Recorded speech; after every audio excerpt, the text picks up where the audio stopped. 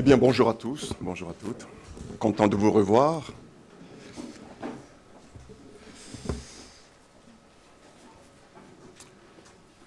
Parfois, je me demande ce qui se passe le matin avant de venir au culte.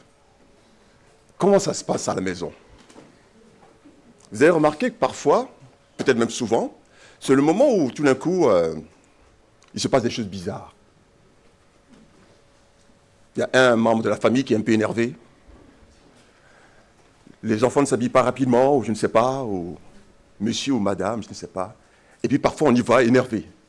Hein, voilà. Et quand on arrive, on entend les cantiques, et puis tout d'un coup, hein, voilà. Il faut prendre l'habitude maintenant, frères et sœurs, lorsqu'on va à l'église. D'abord, c'est vrai qu'on y va pour adorer le Seigneur, pour louer le Seigneur. Mais il faut prendre cette habitude de se dire, je vais ce matin au culte pour entendre le message, pour le mettre en pratique. C'est ça qu'il faut se dire. Voilà. Seigneur, parle, ta servante écoute. Seigneur, parle, ton serviteur écoute. C'est comme cela qu'il faut faire maintenant. Alors, il y a des histoires qui nous traumatisent parfois dans la Bible. Hein. Alors, je pense que vous êtes un petit peu comme moi. Moi, il y a Judas, l'histoire de Judas. J'arrive pas à m'y faire. Hein. Vraiment, quelqu'un qui a vécu des années comme cela avec le Seigneur et qui n'a rien vu. C'est comme s'il n'était pas là. C'est comme s'il n'avait jamais rencontré le Seigneur Jésus.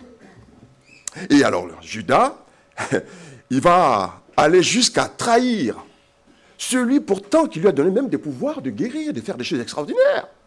C'est vous dire à quel point le cœur humain, parfois, est terrible. Hein. Judas était celui qui aimait l'argent. Hein. Bon, je pense qu'il nous ressemble un petit peu, hein, beaucoup d'entre nous. Hein, l'argent, voilà. Et Judas, c'était celui qui, à un moment donné, s'est mis à pleurer parce qu'il s'est rendu compte de ce qu'il a fait. Mais cela n'a rien produit de bon en lui. Le problème de Judas, c'est que Judas était focalisé dans le monde. Il avait l'esprit du monde. Et cet esprit ne l'a jamais quitté, malgré sa rencontre avec le Seigneur. Judas, c'était mangeons et buvons, car demain nous mourrons. Voilà. Alors, cela de la part de quelqu'un qui ne connaît pas le Seigneur, on peut comprendre, mais quand on rencontre le Seigneur Jésus, c'est un problème. Hein. Mais Judas n'était pas le seul. Hein. On a des personnages comme le roi Saül, qui n'écoutaient pas Dieu et qui préféraient faire ce que le peuple disait. Ils n'écoutaient pas Dieu. Il y a ensuite le jeune homme riche. Le jeune homme riche, le Seigneur lui dit, mais vends ce que tu as et viens, suis-moi. Et il a choisi de suivre, et le texte grec montre l'image de quelqu'un qui suivait un chef. Hein. Il a préféré suivre son chef, les biens matériels, que de suivre son chef Jésus-Christ. Il a choisi un chef. Vous voyez. Alors je pense aussi à Marthe et Marie, qui étaient affairés dans les choses, voilà, alors que Marie a préféré rester là et écouter le Seigneur. Ensuite, je pense aux pharisiens. On n'y pense pas souvent, mais les pharisiens, ils n'avaient pas qu'un problème d'hypocrisie. Hein. C'était des gens qui aimaient l'argent. Ils étaient très matérialistes, les pharisiens. Tous ceux que je viens de citer ont un point en commun. Tous ces gens avaient une vision terrestre de la vie. Une vision terrestre de la vie. C'est quoi une vision terrestre de la vie? Eh bien, une vision terrestre de la vie, c'est une vie qui est centrée sur l'homme. C'est une vie qui est centrée sur les biens matériels, les biens de ce monde. C'est des gens qui ont une pensée ou la pensée des hommes. Alors j'ai été un peu choqué d'entendre le Seigneur Jésus dire à Satan, arrière de moi, voilà, tu mets en scandale. Tu mets en scandale, pourquoi? Parce que tu as les pensées des hommes. Ce n'est pas les hommes qui ont les pensées de Satan, c'est Satan qui avait les pensées des hommes. Vous vous rendez compte de la gravité de la situation?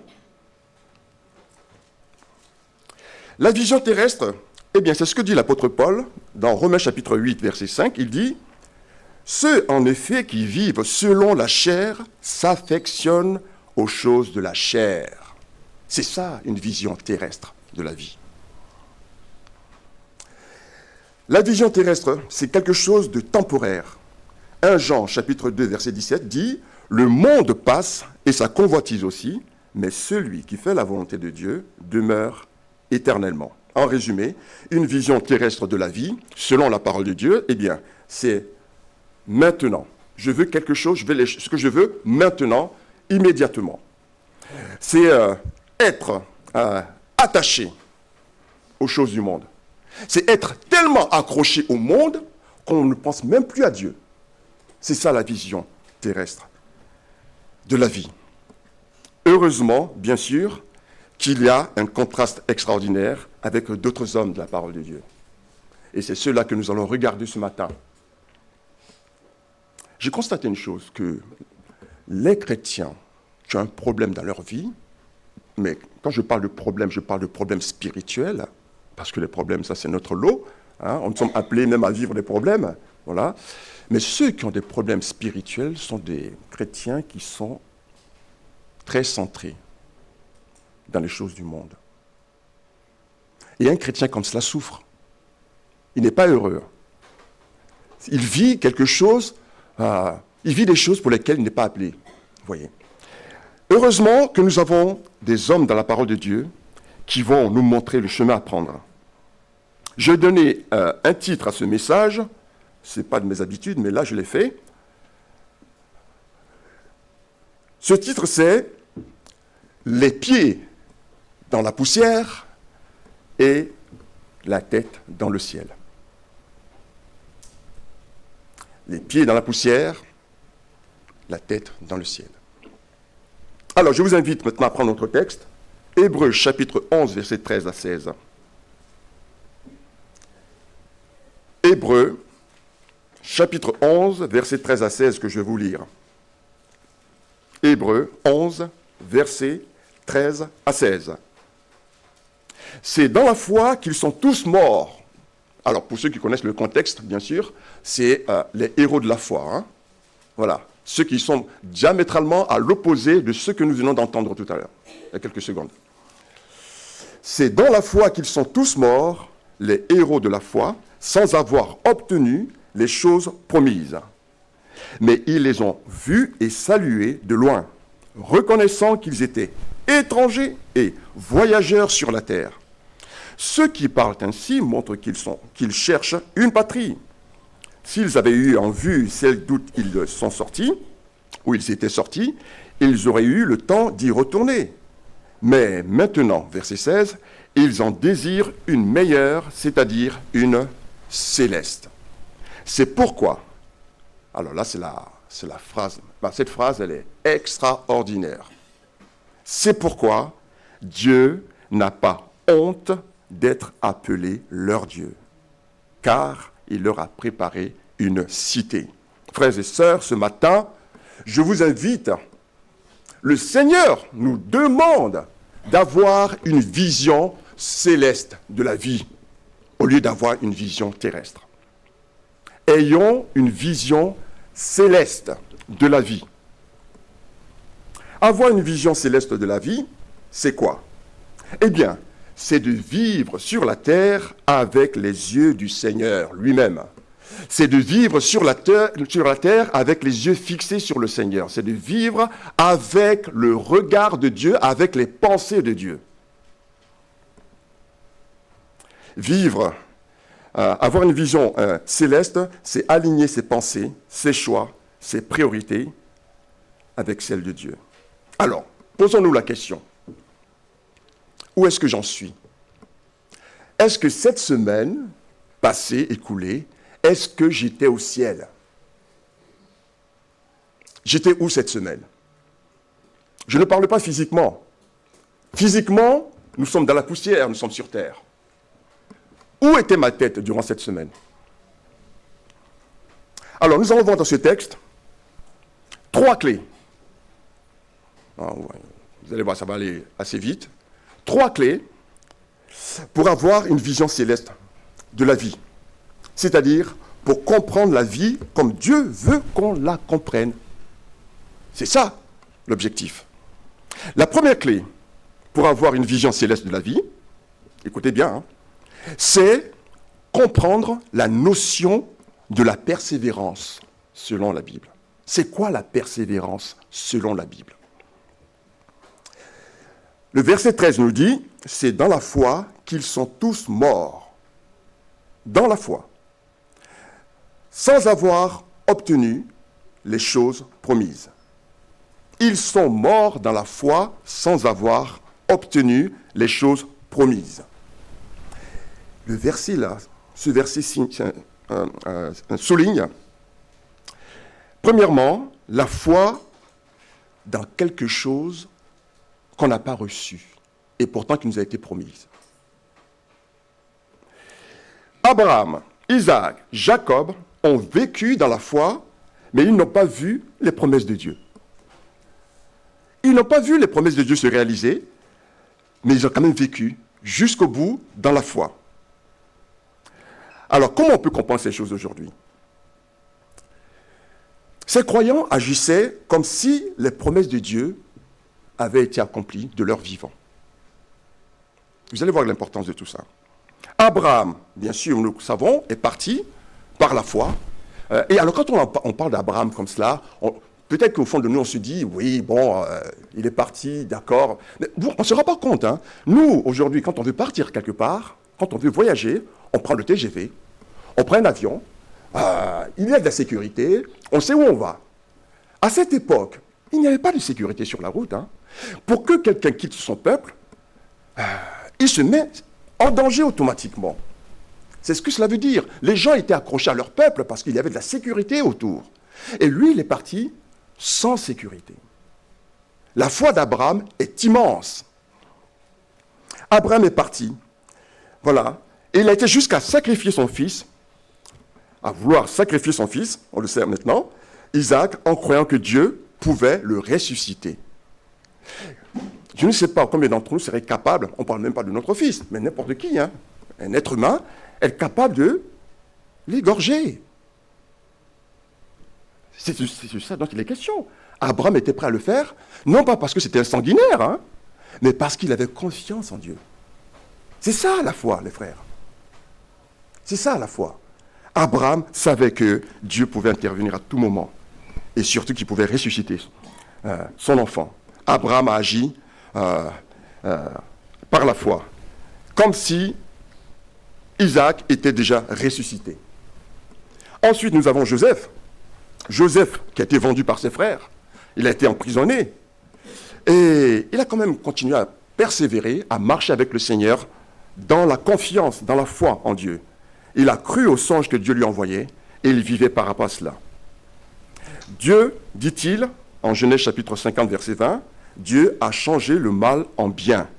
C'est un acte de foi. Vous savez, quand on a la foi comme cela, comme ces gens, par exemple à Joseph, on n'est pas rancunier. Ça, c'est une conséquence de la foi. Beaucoup d'entre nous vivent avec de la rancœur encore dans le cœur. Parfois même de la rancœur de ce qu'on a vécu dans notre enfance. Et ces choses nous suivent jusque dans notre vie d'adulte. Au point même parfois pour certains qui sont pourtant venus à Christ, au point même où parfois leur vie de mariage est une catastrophe parce qu'ils sont encore attachés, accrochés à ce qui leur a été fait quand ils étaient enfants. Bien sûr, parfois il y a des traumatismes, mais le Seigneur nous enlève ces choses-là. Vous ne pouvez pas vivre avec de la rancœur. Ça tue la rancœur. C'est dangereux. Voilà un exemple ici de Joseph qui n'a pas gardé cette rancœur envers ses frères. Vous avez vu comment il a réagi, hein? Voilà, bien au contraire. Mais tout cela est dû à quoi? À sa foi en Dieu, qui change le mal en bien.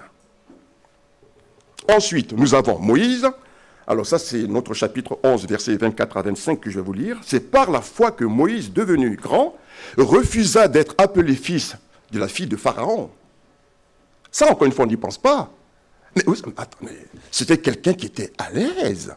Il était prince.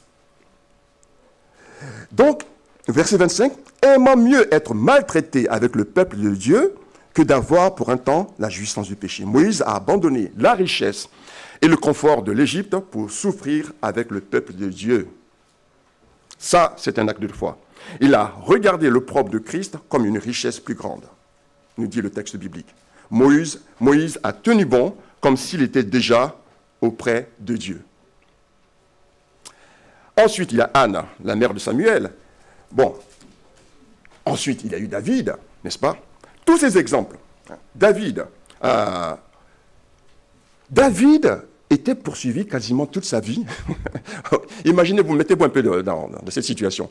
Imaginez-vous d'être poursuivi par quelqu'un qui cherche à vous tuer constamment. Saül voulait tuer David. Et vous avez vu comment David a réagi? David a toujours évité d'avoir affaire à Saül. Il n'a jamais voulu tuer Saül alors qu'il pouvait le faire. Il a toujours refusé de le faire. Ça vient de sa foi en Dieu. Vous voyez les exemples que nous avons. Et il y a même une scène où, vous vous rappelez, quand Saül a été tué, voilà, celui qui est venu rapporter cela. Vous avez vu comment David a réagi par rapport à cela? Il a malmené, hein, ça a été grave pour lui, ça a été quelque chose de terrible pour lui. Pourquoi? Parce qu'il n'a pas voulu qu'on touche à loin de l'Éternel. Ce n'est pas tellement parce qu'il tenait tellement à Saül, c'est parce qu'il craignait Dieu. Dieu a dit qu'on ne touche pas à loin de l'Éternel. On ne fait pas ça. Si parfois vos pasteurs là font quelque chose contre vous, alors ça c'est un peu l'application qu'on peut appliquer, et vous dites, tiens, je vais me venger. Hein? Je vais me venger. Vous voyez, ça c'est un exemple. On ne le fait pas parce qu'on craint Dieu. On ne touche pas aux serviteurs de Dieu. Toucher aux serviteurs de Dieu, c'est toucher à Dieu lui-même. D'ailleurs, si vous touchez même à un autre chrétien, qu'il soit pasteur ou pas, c'est toucher à Dieu. Hein? Voilà. Donc, vous voyez, vivre par la foi, c'est ça. Il y a des conséquences extraordinaires. Mais là, il est question de quoi? Il est question de croyants qui ont persévéré comme si les promesses qu'on leur a faites, n'est-ce pas, s'étaient réalisées. Dieu a promis à chacun d'entre nous de pourvoir à nos besoins. Philippiens chapitre 4, verset 19 dit « Et mon Dieu pourvoira à tous vos besoins selon sa richesse, avec gloire en Jésus-Christ. » Mais tu n'as pas de travail. Tu cherches du travail, tu n'en trouves pas. Ça peut générer en toi de la colère, n'est-ce pas? Mais Seigneur t'a promis de pourvoir à mes besoins, mais pourquoi je ne trouve pas de travail? Oui, mais est-ce que Dieu pourvoit à vos besoins, oui ou non? On parle de besoins. Ensuite, peut-être que tu voudrais te marier. Alors, je reviens souvent sur ça parce que ça, c'est pour les jeunes. Hein, et souvent, on me dit que je parle souvent des jeunes. Il y a aussi des adultes qui aimeraient bien se marier. Voilà. Mais il se trouve que Dieu, après avoir prié, Dieu ne répond pas. Dieu n'apporte pas le conjoint ou la conjointe. Ça peut générer aussi de la colère, de l'amertume dans le cœur. N'est-ce pas? Eh bien, le texte biblique ici nous fait comprendre que je dois, et c'est ça la foi, et c'est ça surtout la persévérance, je continue à marcher avec Dieu comme si Dieu avait répondu à ma prière. La foi, c'est d'être content comme si Dieu a répondu à la prière que je lui ai faite. C'est ça la foi. Et c'est ce que vivaient ses frères, ces croyants de l'Ancien Testament. Ils n'avaient pas encore vu l'accomplissement de la parole de Dieu, mais ils persévéraient, ils continuaient à marcher avec lui. Il faut vraiment que nous puissions nous approprier cela, frères et sœurs. La persévérance, selon la Bible, c'est ça. C'est de me réjouir, après avoir prié pour quelque chose, de me réjouir comme si Dieu avait répondu. Et là, ça va changer complètement notre vie. Ça change complètement notre vie. Lorsque j'ai rencontré ma femme, avant de rencontrer ma femme, je pense que toutes les églises vont finir par connaître cette histoire, hein, mais je suis obligé d'en parler, hein, je suis obligé parce que Dieu, il a agi là, vous voyez. Et j'étais amoureux d'une autre jeune fille, vous voyez. Et elle est partie, la pauvre, il ne faut pas qu'elle m'entende, oh là, parfois c'est pas facile. Hein. Ben, je vais en parler quand même. Hein. Bon, elle ne voulait pas continuer, persévérer avec moi, parce que bon, j'étais appelé le pasteur. Hein. Je pense qu'elle s'en est rendue compte qu'elle ne pouvait pas être la femme de pasteur. Et franchement, merci Seigneur, parce que c'est mieux que de se marier et d'avoir des problèmes ensuite. Elle a été lucide. Voilà. Et je la remercie, hein, vraiment. Je n'ai jamais pris le temps de lui dire merci, mais je tiens à le faire. Mais je ne veux pas que ça soit mal pris non plus. Vous voyez, c'est compliqué la vie. Hein. Voilà. Et donc, elle est partie. Mais quand elle est partie, je n'étais pas content. Hein. Ce n'était pas un moment formidable. Hein. C'était des moments terribles. Je ne comprenais pas Dieu. Je dis, mais Seigneur, je suis en train de me former. J'arrive à la fin, je vais être diplômé, je vais te servir. Il y a une fille qui était prête à m'épouser. Et tu l'as fait partir. En plus, j'accuse Dieu. Hein. Tu l'as fait partir. Bon, plus tard, j'ai remercié Dieu quand même. Hein? Ouais, je l'ai remercié. Oui, voilà. Voilà. Et là, j'avais l'impression du Seigneur qui me disait, calme-toi, continue, persévère. Moi, je gère ta vie. Voilà. Mais ce qui est important dans cette histoire, c'est, est-ce que je voulais me marier parce que j'estimais qu'il faut que je me marie? Est-ce que je voulais me marier parce que, il faut que je me marie, hein, voilà, je vais me marier, voilà, je suis un homme, j'ai une femme, je vais avoir une vie romantique, hein, parce que c'est ça, hein, quand on veut se marier, hein. C'est une fois qu'on est marié qu'on se rend compte que c'est pas que romantique, hein. C'est du travail. Non mais c'est vrai, hein, c'est du travail. Vous qui voulez vous marier là, c'est du travail, hein. C'est vraiment là où votre foi est mise à l'épreuve, dans le mariage. Si vous voulez être sûr d'être chrétien, vous voulez être vraiment convaincu, mariez-vous, vous allez voir. Voilà. Là, vous allez découvrir tout d'un coup tous vos défauts. Hein? Bon. Et donc, est-ce que, Dieu me regardant, j'ai pensé à cela, est-ce qu'il s'est dit, ce jeune homme, est-ce qu'il est prêt à se marier? Il veut se marier pourquoi? Est-ce qu'il estime que c'est un besoin? Pourquoi il veut se marier? Je pense que Dieu a répondu à ma prière quand j'ai compris que on se marie pour glorifier Dieu. Le mariage, c'est pour servir Dieu. Si vous n'avez pas compris ça, ne vous mariez pas. Parce que si c'est pour servir Dieu, vous allez rencontrer un conjoint ou une conjointe qui veut servir Dieu. Voilà, c'est ça le mariage. Tout ce que nous faisons, c'est toujours pour la gloire de Dieu. Mais en attendant, on doit se réjouir et persévérer et marcher avec le Seigneur comme s'il avait déjà répondu. Et c'est ça que Dieu aime. Il nous observe et c'est ce qu'il aime. La foi, c'est ça. Il se réjouit, je n'ai pas encore accompli, je n'ai pas encore exaucé sa prière, mais il est content. Et il sert, il continue. Et elle continue. Matthieu chapitre 6, verset 8 nous dit, « Votre Père sait de quoi vous avez besoin avant que vous le lui demandiez. » Il le sait. La foi le sait. C'est pour cela que c'est la foi même, c'est l'expression de la foi même, que de se réjouir avant même que Dieu n'exauce nos prières. Vous imaginez quelqu'un qui est aigri parce que Dieu n'a pas exaucé sa prière. Vous imaginez votre vie, ça va être une catastrophe. Et quoi? Vous voulez obliger Dieu à exaucer? Vous pensez que c'est en agissant ainsi que Dieu va exaucer vos prières? Non. Parce que Dieu, c'est un bon Père céleste. Il veut que vous ayez un bon caractère, qu'on ait un bon caractère. On ne le ferait pas nous-mêmes en tant que père, en tant que parents. On ne laisserait pas notre enfant dans cet état-là. On ne va pas encourager notre enfant à agir, hein, à être de mauvaise humeur, être en colère parce qu'on ne lui a pas donné ce qu'il voulait. Pourquoi est-ce que Dieu le ferait pour nous? Lui, le bon Père céleste. Donc, un conseil, soyez joyeux même si Dieu n'a pas encore exaucé vos prières. C'est ça la persévérance. C'est de se réjouir même quand Dieu n'a pas encore répondu à nos prières. Ou ce que nous considérons comme étant des promesses.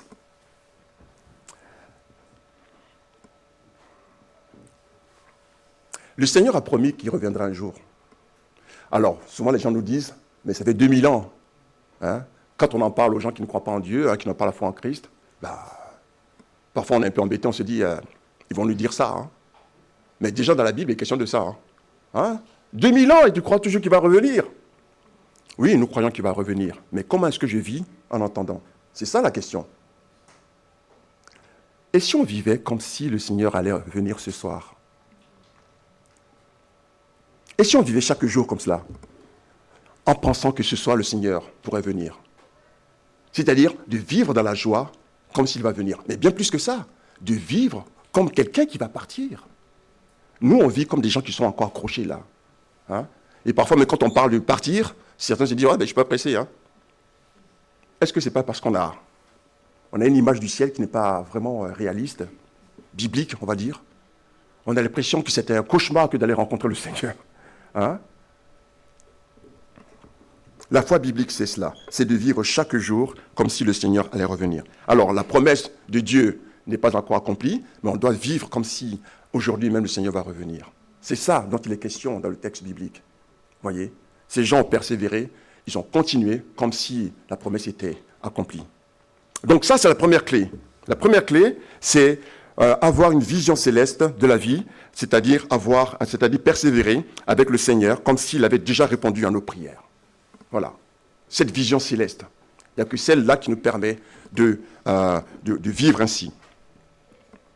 Alors, la deuxième clé, pour avoir une vision céleste de la vie, c'est-à-dire vivre la vie comme Dieu voudrait qu'on la vive, de regarder la vie au travers des yeux de Dieu, avec la pensée de Dieu. Hein, rappelez-vous toujours ce verset de Romains chapitre 12, versets 1 et 2, voilà, le renouvellement de l'intelligence. Le problème souvent, c'est que quand on vient au Seigneur, on ne laisse pas le Seigneur renouveler notre intelligence. On continue à penser comme les gens du monde, comme on pensait avant. Et ça nous fait vraiment souffrir en tant que chrétiens, d'avoir toujours cette pensée du monde, cette manière de penser. Alors, la deuxième clé pour avoir une vision céleste de la vie, écoutez bien, c'est comprendre la notion de l'identité, selon la Bible. Quelle est votre identité ?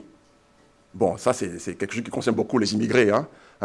Les identités. Alors, on encourage souvent notre fils à sortir avec ses papiers sur lui, pour qu'on sache qui il est. C'est important.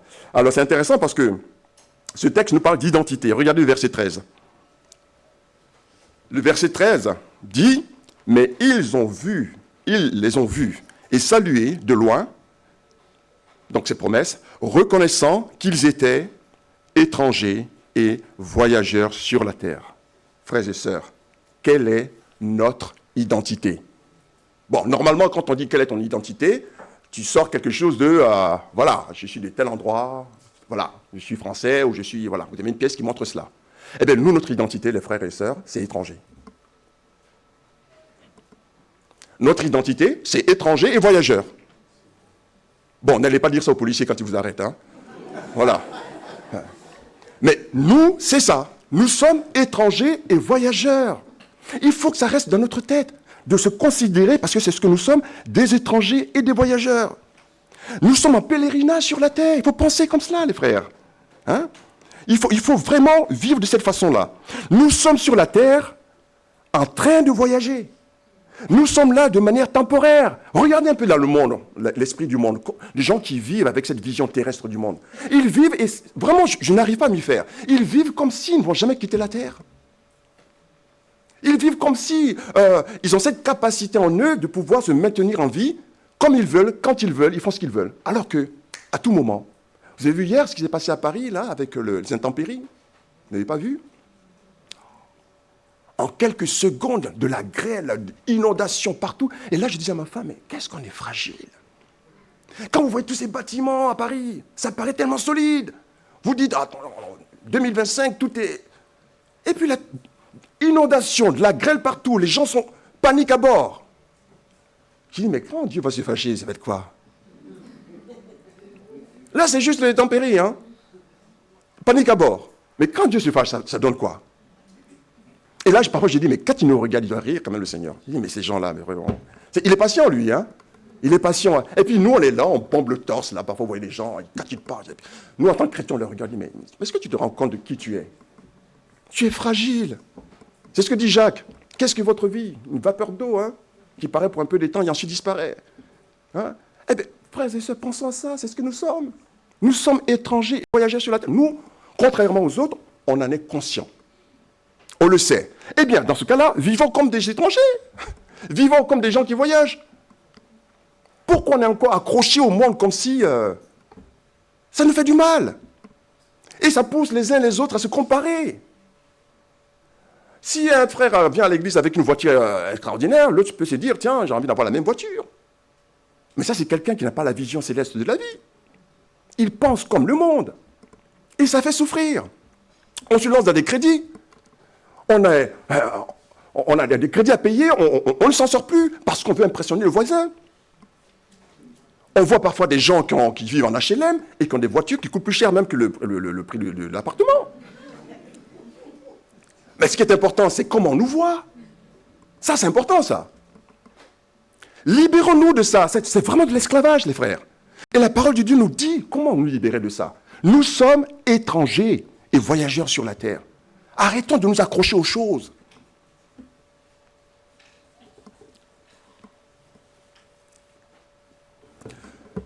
Vous savez, pendant longtemps, je me disais que quand j'allais retourner dans mon pays d'origine, que j'allais bien vivre, j'allais être heureux, que ce serait autre chose. Voyez? Et Dieu m'a permis de retourner de mon pays d'origine 2 fois. Et quand je suis arrivé dans mon pays d'origine, je me suis rendu compte que j'étais autant étranger qu'en France. Ça m'a traumatisé. Alors bien sûr, oui, tout le monde était comme moi. Il n'y avait pas de problème, on se ressemblait tous. Voilà. Mais il y avait d'autres types de problèmes. Et ce sont les mêmes types de problèmes qu'on retrouve partout.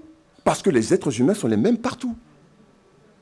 Et là, je ne me suis pas senti étranger, mais je me suis senti étranger par rapport à ma foi. Parce que je retrouvais les mêmes tares, les mêmes défauts. Partout, on les retrouve. Et là, j'ai pris conscience à quel point nous sommes des étrangers sur la terre. Parce qu'on ne pense pas comme le monde. Le monde est le même partout, peu importe le pays. C'est une prise de conscience extraordinaire. Donc aujourd'hui, je me sens étranger sur la terre et je me sens bien partout. Oui, vous voyez, et c'est ça le chrétien. Il n'a pas de problème parce que lui, il est étranger sur la terre entière. Pas juste à un endroit précis. Partout, sur toute la terre, il est étranger. Parce que le système du monde ne lui convient pas.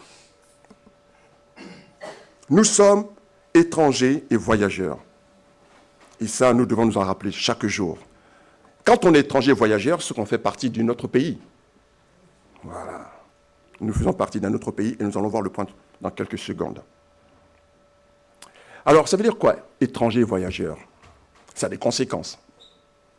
Ça veut dire que si je suis étranger et voyageur, pas seulement étranger, parce que, et la parole de Dieu, elle est formidable, elle aurait pu simplement mettre étranger. Parce que l'étranger, lui, il vit sur place, il s'adapte. Mais voyageur, Dieu est en train de dire, arrête de t'adapter au monde. Ne prends pas le comportement du monde, ne vis pas comme le monde. C'est ça que ça veut dire. Tu n'as pas le temps de faire cela, tu es en train de voyager. Voilà. Donc, on ne doit pas se conformer au monde. C'est ce que ça veut dire, étranger et voyageur. Car là où est ton trésor, là aussi sera ton cœur. Où est notre cœur, les frères? Ou plutôt, où est notre trésor? C'est ça, C'est là où se trouve notre trésor, c'est là où se trouve notre cœur. La parole de Dieu nous montre que nous ne devons pas être esclaves de l'argent, des biens de ce monde, mais en fait, nous devons nous en servir pour l'œuvre de Dieu. Le chrétien... Alors, attention, je ne suis pas en train de dire qu'il faut rejeter les richesses du monde. Mais si les richesses du monde sont utilisées pour la gloire de Dieu, alors on a tout compris. Et ceux qui ont cette vision céleste de la vie utilisent l'argent pour l'œuvre de Dieu. L'argent n'est pas important pour eux comme dans le monde. C'est important pour l'œuvre de Dieu. Et pour dire que même leur argent, ils vérifient pour voir si l'argent qu'ils ont, est-ce qu'ils gaspillent cet argent, qu'est-ce qu'ils en font? Mais toujours avec cet esprit de cette vision céleste. Est-ce qu'il y a quelqu'un dans l'église qui en a besoin? Alors que moi, je pense là pour acheter n'importe quoi. Ça, c'est ça, avoir la vision céleste de la vie. C'est-à-dire que mon argent que j'ai gagné, je me rends bien compte que ce n'est pas mon argent. C'est une grâce de Dieu. Qu'est-ce que je fais de cette grâce de Dieu? Vous voyez comment on pense lorsqu'on a cette vision céleste de la vie. C'est quelqu'un qui recherche constamment la volonté de Dieu dans ce qu'il fait. Et nous sommes en train de voyager, n'est-ce pas? Eh bien, à chaque étape du voyage, on recherche la volonté de Dieu. Parce qu'il y a des étapes dans la vie. On va rencontrer des gens. Ces gens-là, on va leur montrer que nous sommes des étrangers. Et que notre pays, là où nous allons, est un pays merveilleux. Alors, qu'est-ce qu'on fait? On leur annonce l'évangile. On leur parle de notre pays. Est-ce que c'est pas ce qu'on fait naturellement? Qui n'est pas fier de son pays? Dites-moi, franchement. Tout le monde est fier de son pays. Moi, si on me dit pendant 1 heure de parler de mon pays, vous allez voir, je vais vous donner tous les meilleurs endroits du pays, toutes les qualités de ce pays-là, mais en réalité, c'est le monde, quoi. C'est la vie. Ouais, il n'y a rien. Oh là là. Voilà. Ah bien, au lieu de ça, nous allons parler de notre patrie céleste. Nous en allons parler tout à l'heure. C'est ça, la vision céleste de la vie.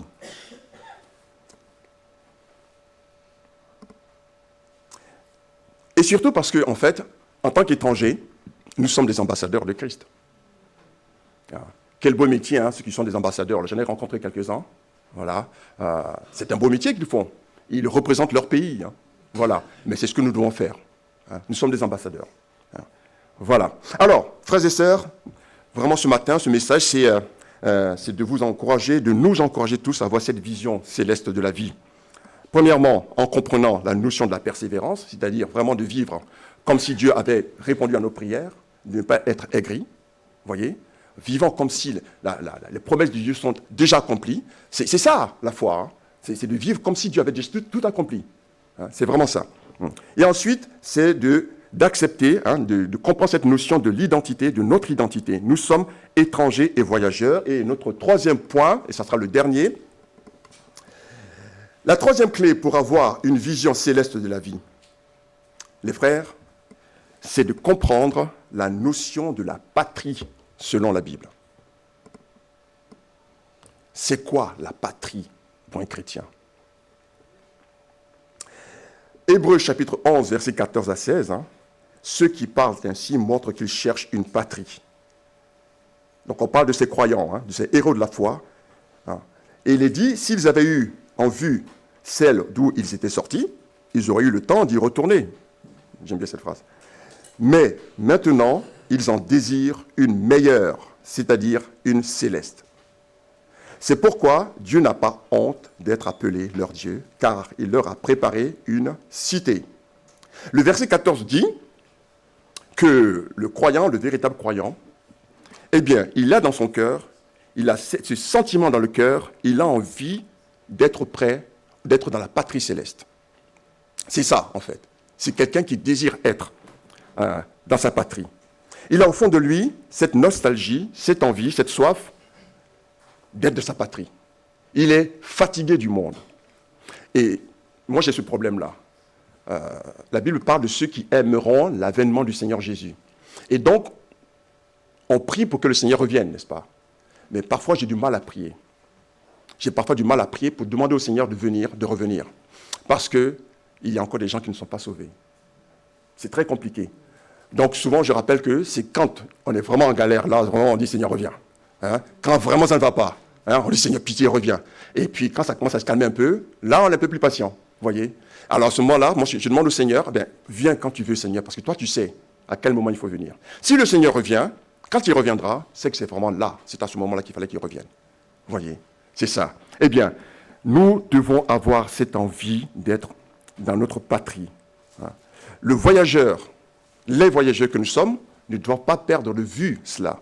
Nous sommes en train de voyager pour aller dans notre patrie. La patrie céleste, eh bien, et c'est là où ça devient intéressant. Quand on a envie de retourner chez soi, là où on est né, voilà. Mais ce n'est pas seulement pour revoir le paysage. Hein. C'est vrai, hein, d'où je viens, la mer, les cocotiers et tout cela. Mais bon, ce n'est pas pour ça qu'on a envie d'y retourner. Pourquoi on a envie de retourner dans notre patrie céleste? Céleste, dans notre patrie terrestre. Mais c'est parce que dans notre patrie terrestre, d'où on vient, notre pays, d'où on vient, il y a papa, il y a maman. C'est ça, hein? On a envie de les revoir. Et là, Dieu dit, est-ce que vous avez envie de me voir? Comme si vous m'avez déjà vu et que vous avez envie de me revoir. C'est de ça dont il est question ici. Ces croyants de l'Ancien Testament, ces héros de la foi, ils voulaient voir Dieu. Est-ce que nous avons envie de voir Dieu? Un jour, ma femme me dit, mais tu te rends compte? Elle me dit, mais on va voir Dieu. Quand elle m'a dit ça, ça m'a secoué. J'ai dit, mais oui, c'est vrai, on va le voir. Mais est-ce qu'on y pense même? On a tellement de problèmes sur la terre qu'on ne pense même pas à voir Dieu. En fait, ce n'est pas parce qu'on a tellement de problèmes, c'est parce qu'on est trop focalisé sur le monde. On est trop focalisé par les problèmes de la vie. Et Dieu dit, arrêtez ça. Arrêtez ça. Et ces croyants dont il est question ici, c'est des gens qui voulaient voir Dieu. Ils avaient envie de voir Dieu. Le verset 15 explique que si vraiment le cœur de ces gens qui ont quitté leur pays, donc on parle de ces héros de la foi, était de retourner dans leur pays, ils auraient eu le temps de le faire. Mais non, ils ont persévéré, ils ont continué à marcher avec Dieu, à marcher avec le Seigneur, parce qu'ils avaient une espérance qui était céleste.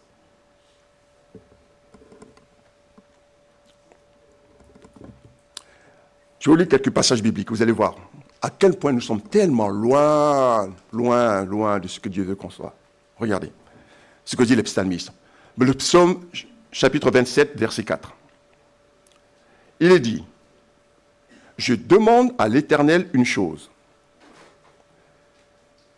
que je désire ardemment. Il dit, je demande à l'Éternel une chose que je désire ardemment. Je voudrais habiter toute ma vie dans la maison de l'Éternel, pour contempler la magnificence de l'Éternel et pour admirer son temple. Voilà quelqu'un qui aime Dieu et qui a envie de vivre. Là, c'est la communion même avec Dieu. C'est déjà ça. Elle est comment notre communion avec Dieu actuellement? Je ne dis pas au début de notre salut. Hein? Non, non. Aujourd'hui, des années plus tard, où est-ce qu'on en est dans notre foi là? Parce que c'est ça la foi. Hein? J'espère qu'on ne vient pas à l'église parce qu'on veut se donner bonne conscience. J'espère qu'on a dépassé tout ça. Je vais à l'église pour entendre la parole de Dieu, pour l'exécuter, pour la mettre en pratique, parce que c'est ma nourriture. C'est ça. Chaque dimanche qu'on vient à l'église, c'est pour entendre la parole de Dieu, pour la vivre. Et ça change notre vie. Mais là, c'est la communion. Le psaume 42, verset 2, versets 3 et 6, que je vais vous lire. Le psalmiste dit, « Mon âme a soif de Dieu, du Dieu vivant. Quand irai-je et paraîtrai-je devant la face de Dieu ?» Vous voyez un peu la foi de ces gens? « Mes larmes sont ma nourriture jour et nuit, pendant qu'on me dit sans cesse, où est ton Dieu ?» Verset 6, « Mon âme est abattue au-dedans de moi, aussi c'est à toi que je pense depuis le pays du Jourdain, depuis l'Hermon, depuis la montagne du Mitsehar. Mon âme est abattue au-dedans de moi, aussi c'est à toi que je pense. » Est-ce qu'on pense à Dieu dans la semaine? En général, on pense en Dieu quand ça ne va pas. Maintenant, quand tout va bien, parce que c'est là qu'on peut vérifier sa foi, c'est quand tout va bien, quand on a tout ce qu'il faut. Contrairement à ce qu'on pense, ce n'est pas toujours, comment dire ça, quand ça ne va pas, hein, qu'on pense à Dieu. Non, la véritable foi, c'est quand il n'y a pas de problème. Quand il n'y a pas de problème dans ma vie, comment est-ce que je pense à Dieu? Est-ce que j'ai envie d'être avec lui? Est-ce que je rêve de ça? Est-ce que je rêve de rencontrer Dieu? Ça, c'est des questions qu'on doit se poser. Est-ce que je pense à Dieu? Exode chapitre 33, versets 17 à 18 dit, « L'Éternel dit à Moïse, « Je ferai ce que tu me demandes, car tu as trouvé grâce à mes yeux, et je te connais par ton nom. » Et Moïse dit immédiatement, « Fais-moi voir ta gloire. Fais-moi voir ta gloire. » Vous savez, quand je préparais cette prédication, je me posais toutes ces questions-là. Est-ce que j'ai envie de voir Dieu? Est-ce que j'ai envie de voir sa gloire? Vous savez, Dieu, vous savez comment je le vois? Alors, notre frère ce matin m'a fait rire quand il a parlé de l'image qu'on peut avoir de Dieu, de ce barbu, là, voilà. Je ne sais pas, on a tous un peu grandi un peu comme ça avec ce Dieu barbu, hein, parce que pour nous, depuis le temps qu'il vit, hein, donc on l'imagine avec une grande barbe. Ça, on est des humains, hein, voilà. Nous, on parle de quelque chose par rapport à ce qu'on connaît. C'est ce que nous sommes, hein, voilà. Mais est-ce que j'ai envie de voir Dieu? Est-ce que ce que je crois, quand je lis la parole de Dieu, et surtout l'histoire de l'Éternel et Moïse, on a l'impression, quand on lit, que Dieu lui-même est impatient qu'on puisse le voir. Relisez un peu le dialogue entre Moïse et l'Éternel, vous allez voir. Quand Moïse veut entrer dans la terre promise, puis Dieu lui a dit « Non, tu ne vas pas. Hein? » Waouh, c'est extraordinaire. C'est un moment incroyable. Et qu'est-ce que fait Dieu? Il dit « Bon, allez, regarde de loin, regarde. » Vous ne voyez pas que c'est un papa qui veut vraiment qu'il voie, hein, mais qui est un bon Père Céleste, lui, il a dit, non, c'est une punition, tu ne vas pas. Ça, c'est une leçon pour nous, les papas. Hein, voilà. C'est-à-dire qu'on est dur, mais pas trop. Voilà, c'est ça. Voilà. Mais Dieu, il veut vraiment qu'on se rencontre. Il veut cela. Donc, tous ceux qui ont envie de le rencontrer, il n'a pas honte d'être leur Dieu, d'être appelé leur Dieu. Question, est-ce que Dieu a honte d'être appelé mon Dieu? C'est-à-dire que dans mon quotidien, là, dans le quartier, là, mon témoignage, il est comment? Est-ce qu'il est tel que Dieu a honte d'être appelé? Parce que parfois, les frères hein, et sœurs, parfois, on peut même ne pas dire qu'on est chrétien. Hein. Non, mais vraiment, je vous assure que des fois, il ne faut pas le dire. Si on a une vie horrible, ne dites pas que vous êtes chrétien. Ne dites pas ça. Hein? Vraiment, il ne faut pas le dire, ça ne sert à rien. Hein? Et ça n'apportera rien du tout. Au contraire, mais vous allez endurcir les gens. Voilà. Donc, est-ce que Dieu a honte d'être appelé mon Dieu? Est-ce qu'il est content quand je le dis? Est-ce que ma vie le montre? Est-ce que j'ai le désir d'aller le voir? Est-ce que j'ai envie de le voir? Est-ce qu'on pense à ça? C'est important, les frères. Hein? Parce que c'est en pensant à toutes ces choses qu'on vit bien. On vit bien, on a moins de problèmes. Je ne sais pas, mais c'est parce qu'on a la pensée du monde encore, qu'on croit qu'en marchant avec Dieu, en pensant comme Dieu pense, que ça risque d'être pas terrible, quoi. Non, c'est tout le contraire. Penser comme Dieu pense, ça nous délivre de tellement de problèmes. Cette vision céleste de la vie. Donc, ça veut dire que si je n'ai pas la vision céleste, hein, si je ne pense pas à Dieu, est-ce que ça veut dire que je suis né de nouveau? Ça va jusque-là. Hein. Je ne pense jamais à Dieu, seulement le samedi soir, parce que le lendemain, je sais que je dois aller à l'église. Il y a un problème. Hein. Est-ce que j'aime le Seigneur? C'est ce que ça veut dire. Aimer le Seigneur, c'est toutes ces choses-là. Hein. Attendez, vous avez quand même été un jour amoureux quand même. Quand on est amoureux, qu'est-ce qui se passe? On pense à l'autre. C'est ce qu'on fait, hein? On pense à l'autre, oh là là, oh là là. Et puis on est content, on est bien, on n'a même pas faim. Les copains, je me rappelle à l'institut, hein, quand j'étais amoureux, là, oh là là. Bon, je le suis toujours, hein, oh là là, quand j'étais amoureux. Je le suis toujours. Voilà. Les copains me disaient, mais ça va? Et ouais, ça va. Et puis hop. Je planais dans la pièce, là, comme ça, j'étais bien. Alors je me dis, mais est-ce que je pense à Dieu comme cela? C'est ce qu'il veut, le Seigneur. Il veut qu'on pense à lui de cette façon-là, qu'on ait envie de le voir. Vous connaissez cette chanson, je vais bientôt terminer. Hein. On ira tous au paradis. Vous connaissez?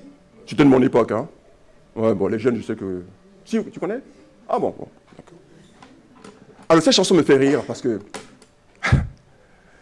les gens essaient de se convaincre. Ils se disent, Dieu est tellement gentil que il ne peut pas s'imaginer que certains partent en enfer et puis d'autres pas. Parce que Dieu est tellement gentil. Mais le problème, et c'est pour ça que j'en parle là, le problème c'est que là où Dieu est, le royaume de Dieu, mais il y a un roi. Ce roi, eh bien, c'est lui qui régit tout, n'est-ce pas? Il a des lois. Le problème c'est que tous ceux qui étaient sur la terre n'aiment pas ces lois. Comment tout d'un coup, ils pourraient aimer ces lois pour être tous au paradis avec lui, puisqu'ils ne l'aiment pas ici? Ils ne pourraient pas le supporter non plus là-bas, ou plutôt là-haut. Vous voyez la logique?